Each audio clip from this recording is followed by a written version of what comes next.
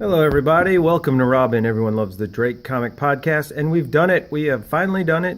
We have hit 100 subscribers. So I said I'd have a little something special if we hit 100 subscribers. So thank you, everybody, for subscribing, especially Caden, Green Lantern Headquarters, Amy. We've had a bunch of subscribers recently and people watching and leaving some comments. Ian, thank you for some of your comments, especially about the waffles.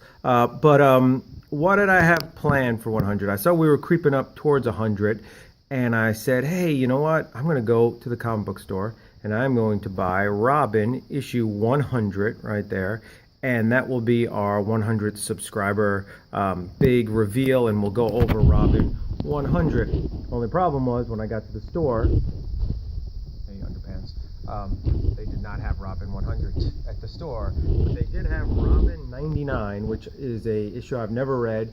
It's part of the Bruce Wayne Murderer series. It's part 11 of the series, which I have not read that series either. So I thought, you know what, instead of 100 subscribers, we'll do it for 99 subscribers. And last night we hit 99 subscribers, and I was like, gotta make the video today. But I got a call from my daughter who told me, hey, I checked out the site and you're at 100 subscribers. So thank you, Mr. 99 or Mrs. 99, whoever that was. And today we will celebrate 100 with 99. Later today, in about 2 hours or so, Rob, Ryan, and myself are going to review these books down here. That's why they're here. It's the King Snake, look at that, the King Snake three-parter that was in Detective 685 and 6, and Robin number 17. We are also going to probably look at, if we have time, Robin 18, and it's kind of interesting because these books tie into this book a little bit. Let's get in and look at Robin 99 a little bit. It's got a cool cover with spoiler with kind of her updated look there, with the black mask, almost like Spider-Man's head on Spoiler's body, or black costume Spider-Man, and the ponytail a la Rob Liefeld. Anyway, Robin looks pretty cool there. It's pretty cool. This is I guess one of the last books, or getting close to one of the last books of Robin in that costume until he'll change into his 1 year later costume. And so I was a little afraid I'd have no idea what was going on in this book because I'm jumping right into issue 99 and I am jumping into part 11 of Bruce Wayne Murderer, but it actually wasn't too bad. Let's see, it starts off and Robin, there we go, it's a little hard to turn the pages, sorry. Robin is unconscious, he's seeing stars, he's coming to, all these people are asking him if he's okay, and it's not really Robin, it's Tim Drake in school. So right here I was kind of like, what's going on? And the art was a little cartoony. You could see it looks kind of that stylish cartoony that was very popular this time. Was it cover date of 2002? The comic industry was really low.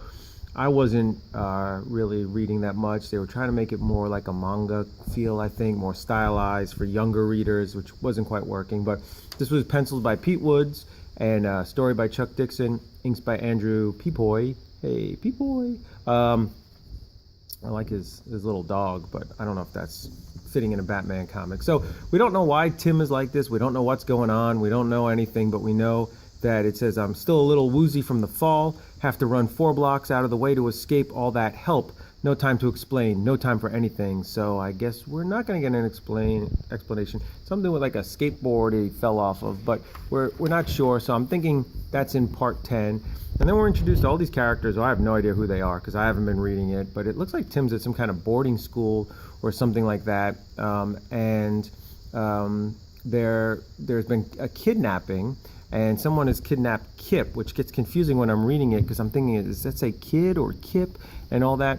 But it's got something to do with his computer and something with the fact that Kip has been doing online gambling. So Tim is investigating, and that really doesn't have much to do, I think, with the Bruce Wayne Murderer story plot. But there you can see the online casino, which I guess this was kind of starting up in 2002 or starting to get big.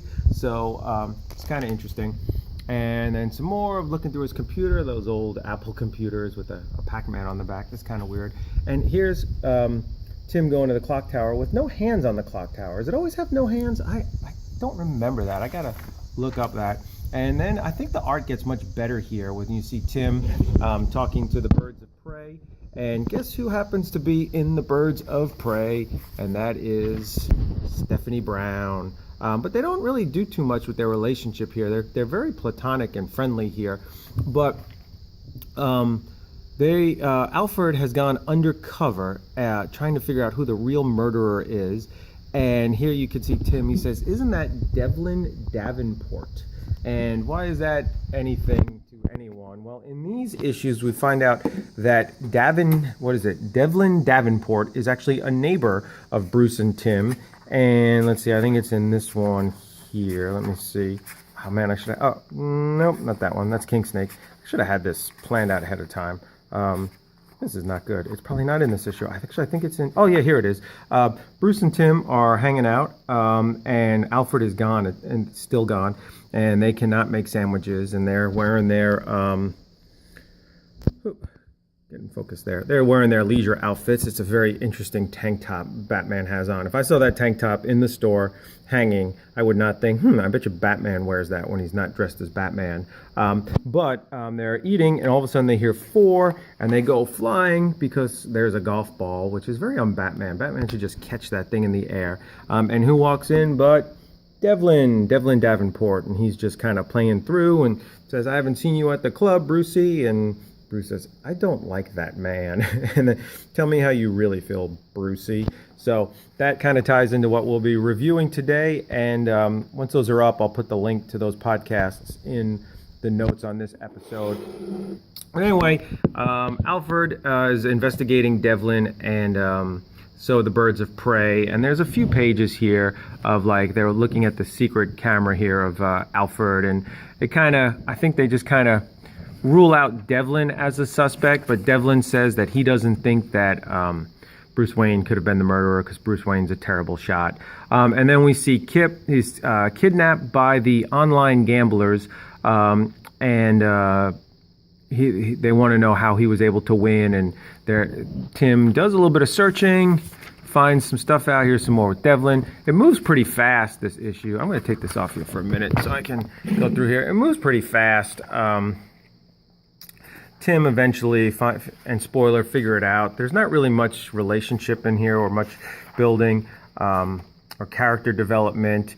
And then, Kip's going to buy it. But here comes Robin to save the day. And they just kind of leave him there. It's kind of funny.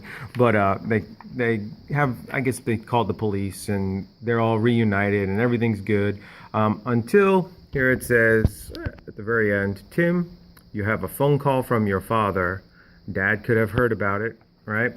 And then the phone call is, "Yeah, Dad, sounds like it's a party in the background." And he says, "Well, come on, get clear. There we go. We're just celebrating good news." Let's put this a little nicer. All right. There we go. Look at Super Mario, man. Who knew that he had such a cute girlfriend? All right. "Well, I'm afraid that my news isn't good," Tim's dad says. "Are you okay? Is it Dana?" That's the first thing he goes to, Dana, that, my hot stepmom. "Nothing like that. We're all fine." "Yeah, can I get a ride home? Bye, Dad." And then he says, "Are you okay, Tim?" And Tim says, "It's my dad. He's broke." So I guess the Drakes have lost all their money, and we find out in the big next issue, 100, which is exactly how many subscribers we have. So on behalf of Super Mario Brothers movie enthusiast Ryan, and myself and Rob, who started the site and the podcast, thank you all for subscribing. Have a great day, and be sure to listen to our King Snake podcast. We're going to have a fun time recording that today. So thank you, and bye.